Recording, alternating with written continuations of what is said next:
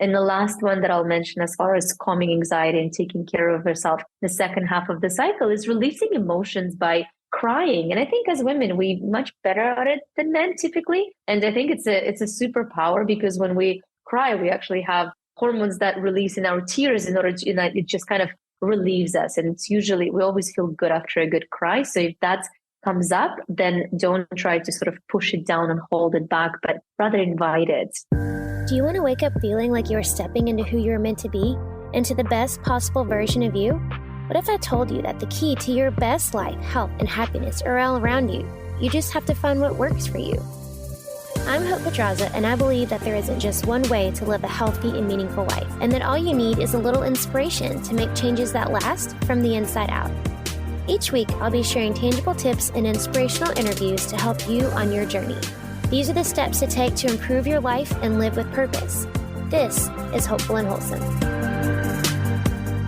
Hey y'all, welcome back to the show. Today I have on the show Dinara Mukh, and Dinara is a women's health coach. She is a TEDx speaker, and she helps women to restore hormone balance through nourishment and lifestyle changes. And today we are talking about how to really use your cycle as the ultimate productivity hack. And we're talking about kind of really reconnecting back with your body and really understanding how to use your cycle, like what your cycle means, how to use your cycle to help with productivity and really hack your cycle for time and brain productivity, how to know when we're most productive and most social and most creative and how to really use that to our advantage. And really kind of the big mistakes or, things that are often overlooked that women don't understand in terms of how to use their cycle to better serve them rather than using it as a hindrance. Dinara has so many good tips in this, and you might want to take notes. She has so many good takeaways. So let's jump in. All right, y'all, let's jump in here. I'm here with Dinara, and we are talking all things hormones and women's health today, as she is the women's health expert here. And we're talking hormones and mental health, which I know we were talking before I hit record. We've talked, about hormones and different stages of women's hormones, but the mental health piece, I think, is a really crucial piece. We're going to hone in on that today and a few other things. So thanks so much for joining me today, Dinara. I'm excited about this conversation. Yeah, me too. Hope. Thank you so much for having me. This is going to be great. Yes, I'm excited. Okay, so we hear a lot about mental health. We hear a lot about hormones, but me and you both know that there is a connection there. So I'd love to kind of just dive right into that piece because as I mentioned before, when we were chatting before I hit record, I know that I have a lot of clients a lot of clients that deal with anxiety, and a lot of it, the really bad anxiety, like flare-ups, if you will, are triggered by their period. And I know I hear a lot of that from other people too. So can we just kind of dive right in kind of the connection with like mental health and hormones and kind of dive into that anxiety piece and what that looks like? Yeah, absolutely. Well, I think the important piece to note is that our menstrual cycle is so much more than absence and presence of the period. Mm-hmm. And I'm sure your audience is sort of familiar with the difference between them. But kind of to give a little bit of a description, the menstrual cycle can last anywhere. An average cycle is about 29 days, but could be anywhere between 25 days to 35 days. It's considered normal. And throughout that time, we have a pretty significant fluctuations of our sex hormones like estrogen, progesterone, testosterone going on. So we've got these hormones going up and down. And as they change, as they sort of fluctuate and go up and down, our mood changes, the way we show up changes, our appetite, our energy. And so sometimes we draw, often when I see my clients and I see women, they're very much interested in how does the cycle affect things like weight loss? How can I eat a little bit better? How can I move a little bit better? But I think the piece that we really get to nail when we kind of dive deeper is actually the connection between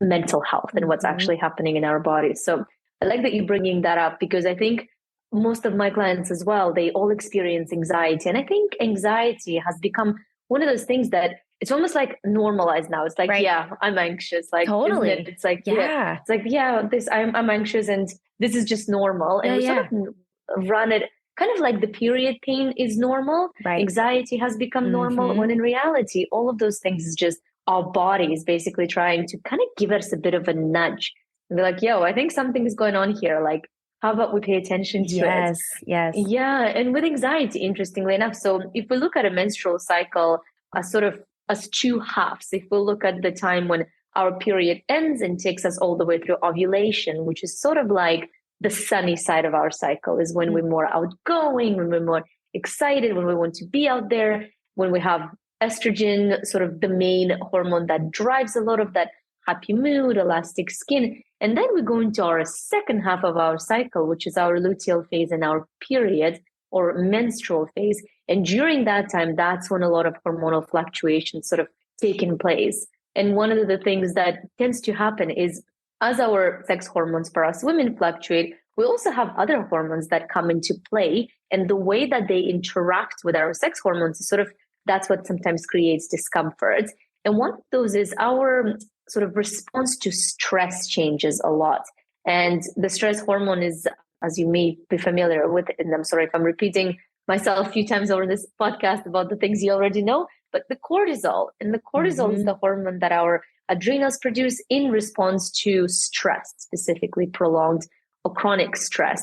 And in the first half of the cycle, we sort of kind of from the emotional standpoint, we let things ride through. But then when we get to the second half of the cycle, this when women can wake up in the middle of the night and be like, I can't believe I said this to my sister, or I can't believe I had this conversation. And we just, oh, my boss told me this. They must think I'm not good enough. And it's just, we begin to ruminate. And it's funny because it's such a strong distinction that happens between first half of the cycle and the second half of the cycle. Totally. Yes. Do you notice that as well? Yeah, no, for sure. And it's so funny you say that because I saw another hormone.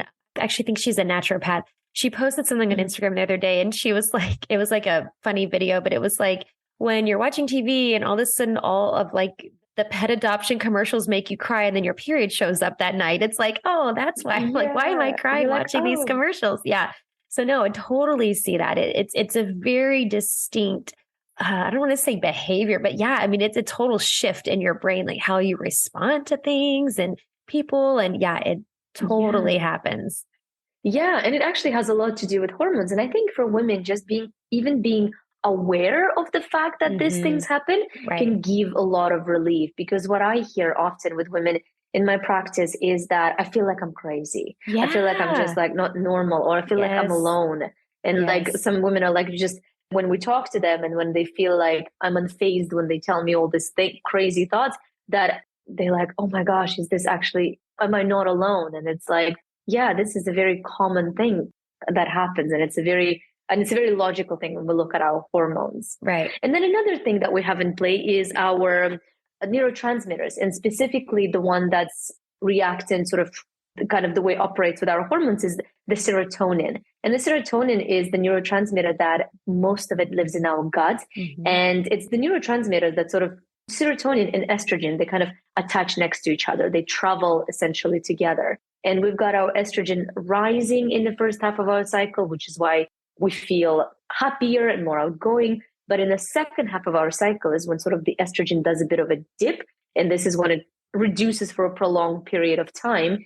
And when estrogen drops, and depending whether you have too much estrogen in relation to progesterone, the drop in sort of that hormone creates a drop in serotonin, which is why sometimes women experience a lot of this, just a lot of anxiety and a lot of shaky feeling, a lot of discomfort mentally specifically, because all of a sudden now we've got this neurotransmitter that's supposed to make us feel happy. We don't have that. And we kind of feel that like void.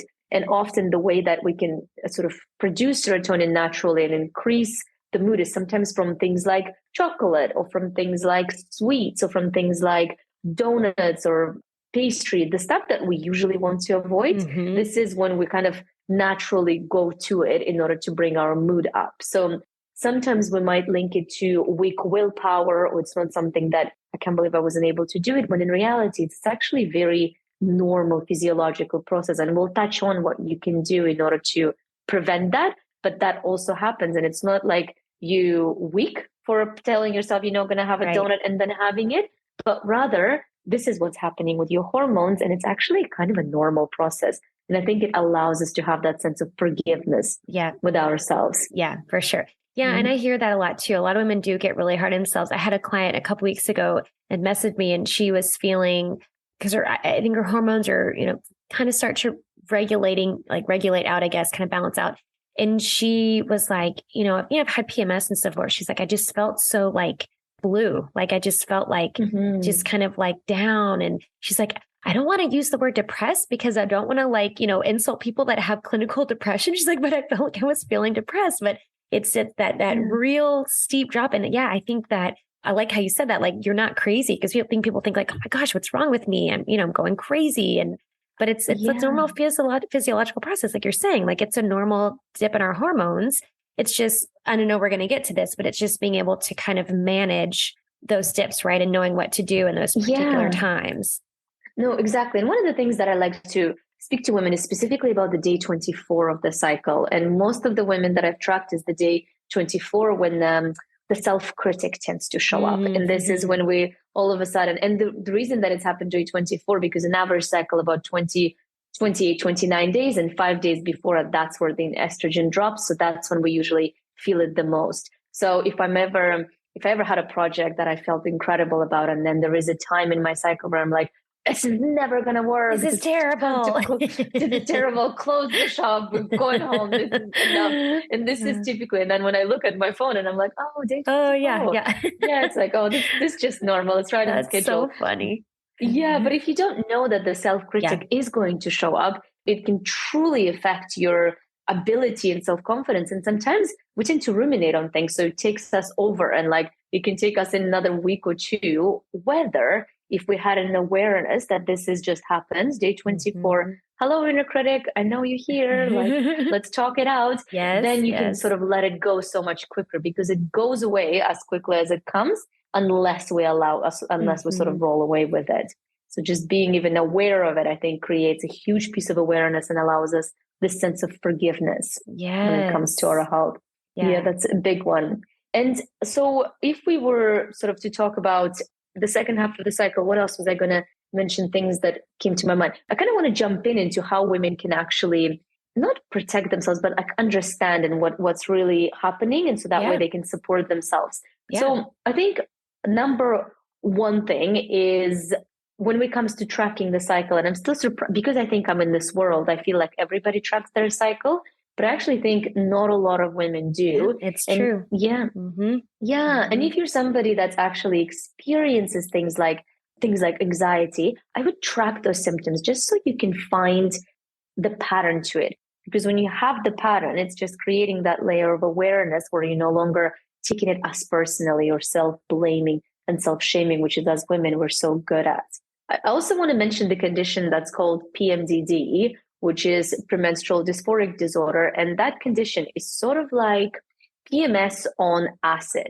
It's like when it's basically, but it's a different condition than PMS. When PMS, we sort of have the disproportion between our hormone, PMDD condition is quite mentally disturbing. And it usually starts at ovulation time, so for a post-ovulation. And it's more the condition where your body is just sensitive to the hormonal fluctuations as in general. And typically women know that they have it if they see sort of the mood improvement around their periods. And usually, if we think about it, that's like half of the month going to an incredibly miserable and low time. And because the medical research is still so under-researched and underfunded for women, often in order to get diagnosis for this condition, you have to track the cycle. So if you are somebody that just goes absolutely off the wall around right after your ovulation, and you have a lot of intrusive thoughts for duration of 2 weeks, I would urge you to track your cycle just so you can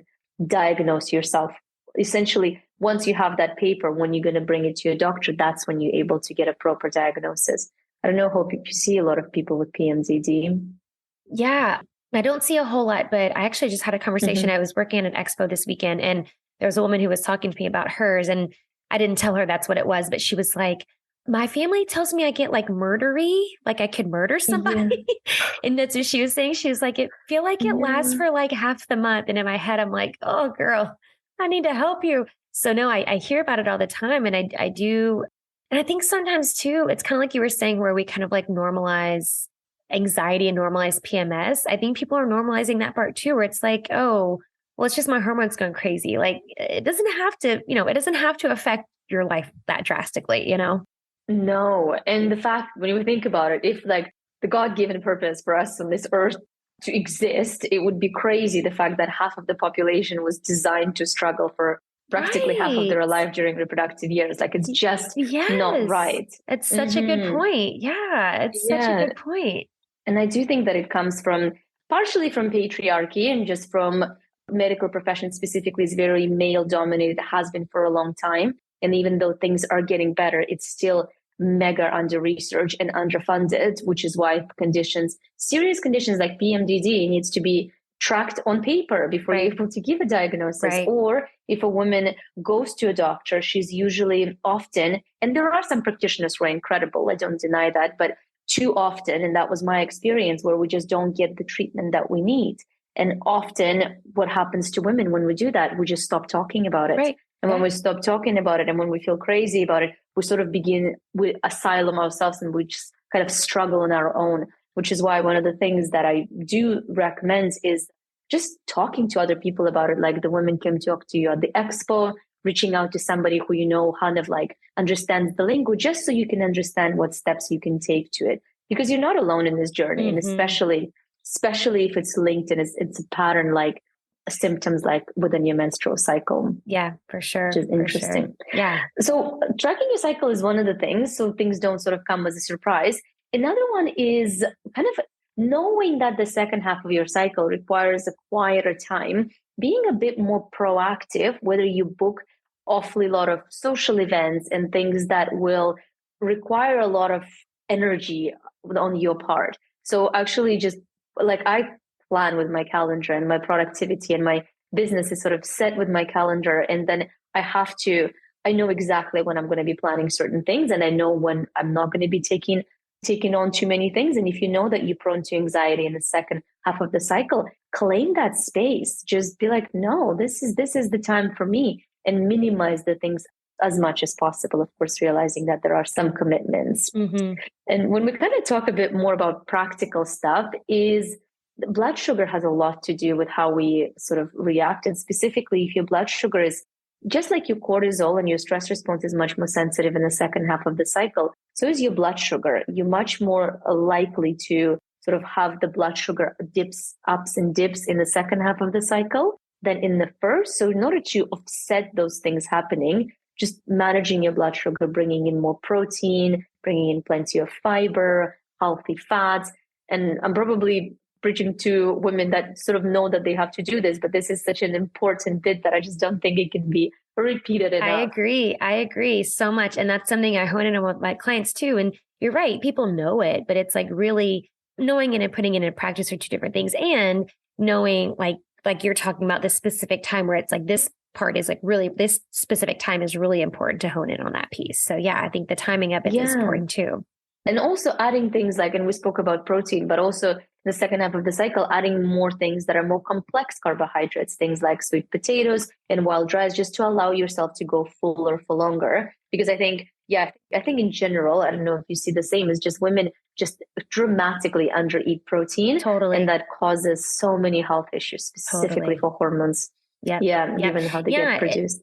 For sure. And I see like the older the women get that I work with, the more we have an issue with it. And it should be the older you get, the more protein you're eating. So it is definitely a problem across the board for all women. Yeah. Getting adequate protein for sure. Just sufficient dose for it. Absolutely. And then the miracle supplement that tends to help many is magnesium. And sometimes magnesium in combination with B6. I had a client who had so much success with magnesium. It's like she said that she never thought that she won't feel as crazy or as anxious as she does. And then after taking a course of magnesium for a couple of weeks, she's like, oh my gosh, I've never felt so leveled in my life. So like the effects of it is so quick. And magnesium is 80 to 90% of women are deficient in magnesium. And the reason being is that because it's the first mineral that gets depleted when we stressed. And given how all of us is stressed, it's completely makes sense how that gets depleted. So just being proactive and replenishing it, I find is very helpful. Yeah, very supportive. Yeah, for sure. Amazing. And then just a couple more things that I wanted to mention is the next one is vitamin D. And I think, and I know for you, you're more in a sunny destination, but for most of people in Northern Europe, as well as North America, I'm from Canada, vitamin D is essential for supplementing because vitamin D in our bodies operates more as a hormone than a vitamin. Right. And it gets produced when we're exposed to sunshine. And then it helps us to reduce inflammation. It helps us to keep insulin in check, it reduces insulin resistance, essentially helping our blood sugar to be stable. So if you're somebody that has been diagnosed with things like PCOS, or if you just in general experience a lot of discomfort, vitamin D, I would more often than not, the women that I work with are usually deficient. But if you are, whether you are or you aren't, it's always a good practice to take vitamin D, especially in the winter months. And in the summer months where possible, the best way is to get it from sunshine. You don't really need much. It's like 20, 30 minutes of exposed sunshine. You usually get enough dose for the day. Yep, for sure. Mm-hmm. And then the sort of one of the other things, a couple more obvious ones, but meditation. Since I used to be a nutcase in the second half of the cycle, and it would be affecting my relationships because of anxiety and just depression and the mood disorders, and actually doing meditation and becoming more and more consistent with it. Now it's part of my practice. It's almost like non-negotiable, but meditation has such a huge effect to how we just able to watch our crazy thoughts that tend to run away and like bring ourselves back to the ground and just ground ourselves. And meditation just does a huge effect when it comes to reducing anxiety. And I know that people sometimes say that they're just bad at meditation. They're not very good at it. In which case, I say just like a quote, I forgot who it is now, then you need to do the double time of it. That's right. Yeah, you need to increase it because there is no such thing as doing meditation wrong. And if you think like loads of thoughts are running around and it's very difficult to manage them, then you're doing it right. That's right. That's exactly it. Yep. Imagine we just stop thinking. It's impossible for a human brain to even comprehend. Right. Yeah, that's true. I think that's why people struggle so much with the thought of meditating, because they think that's what it is. They have to stop thinking. Like, no, that's not what it is. Like, you literally cannot stop yourself from thinking. That's not the point of it. So yeah, I think that's a good distinction. Yeah, because the thoughts will be coming. There's over 60,000 of them a day. And unfortunately, most of them are negative just because the way our brain is wired is to protect us from danger. So it's constantly looking for danger. And especially if you're prone to anxiety, you're prone to worrying, then it'll be doing it on double speed. So meditation and tools like the mind calming tools become that much more important.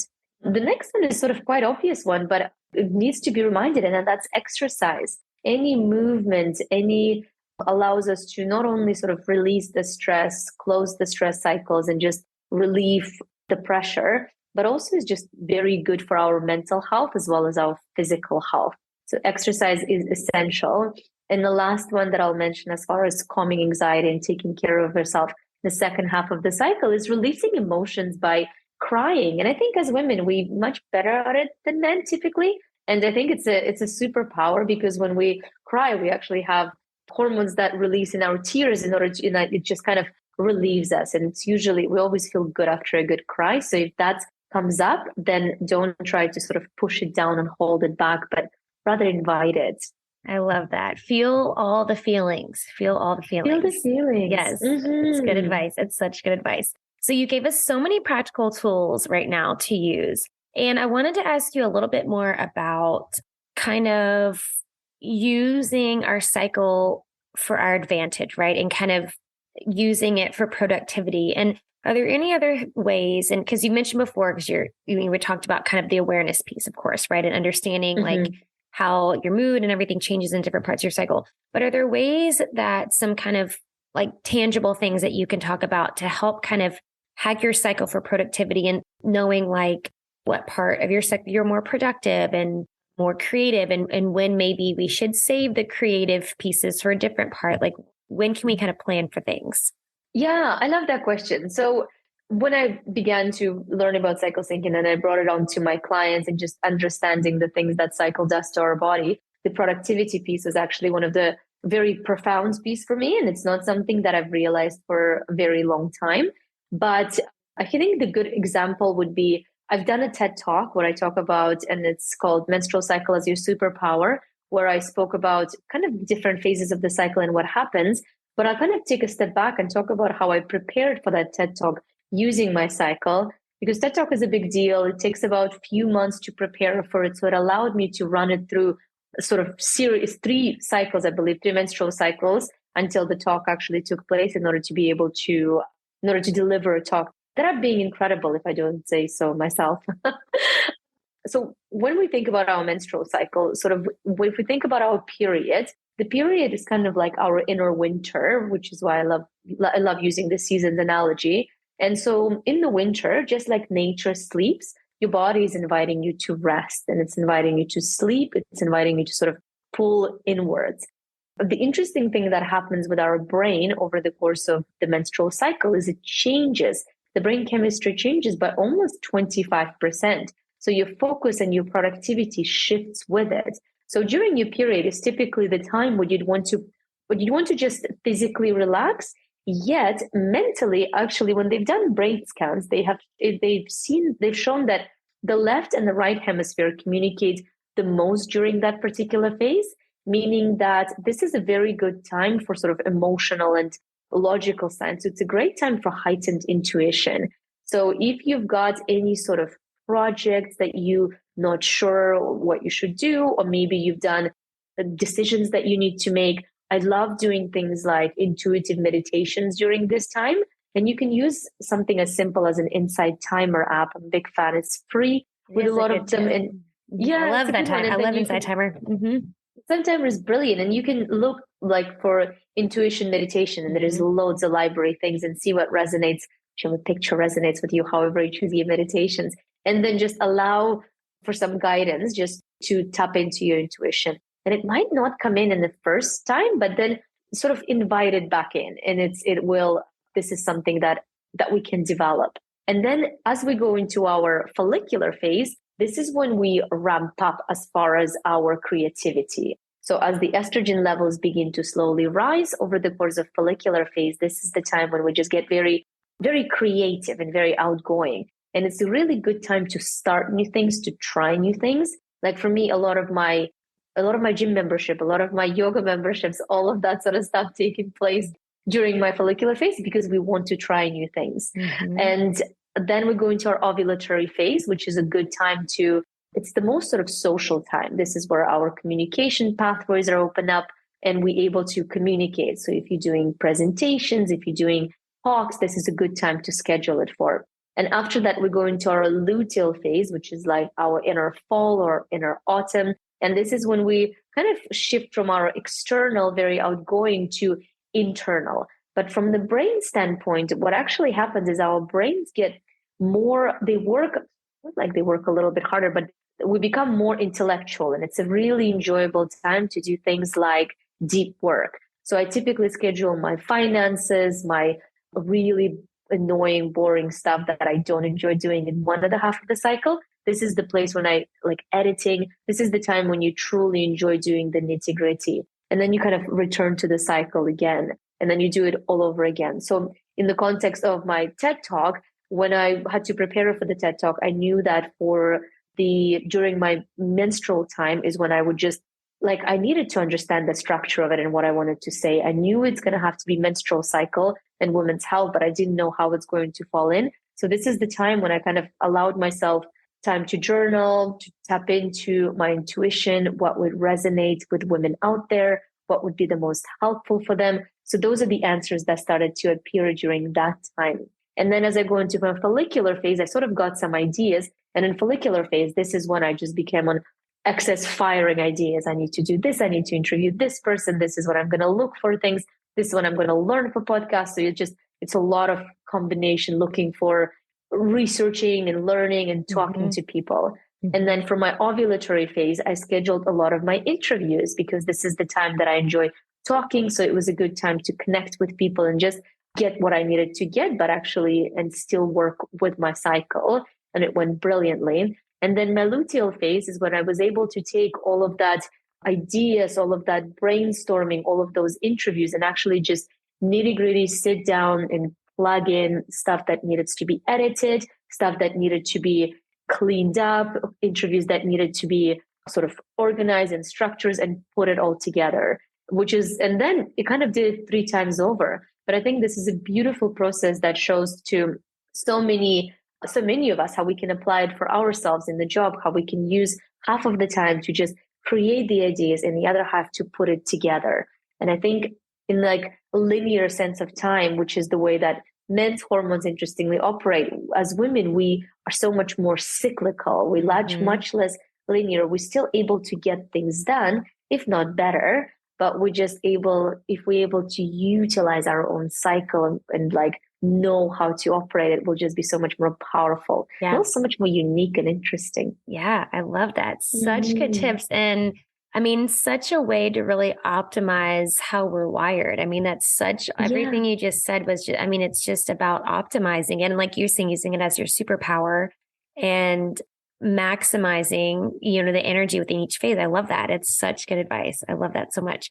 So I do want to switch gears for a second because I want to kind of dive into, or just kind of get a look into kind of how you got to this place and how you got into the women's health space and, specifically focus on women's hormones. I know a lot of times it goes back to our own health journey. So do you have anything in your own health journey that kind of led you here, or what kind of led you down this path into women's health and women's hormones? Yeah. So I think just like with many of us who ends up in this space is we start with our own struggles. And as I mentioned before, that whenever we struggle with our own problems and we go to the medical system, unfortunately, we're not often met with a lot of advice except medication. So my story began in the early 20s. So it was over a decade ago now. And I was struggling with really painful periods.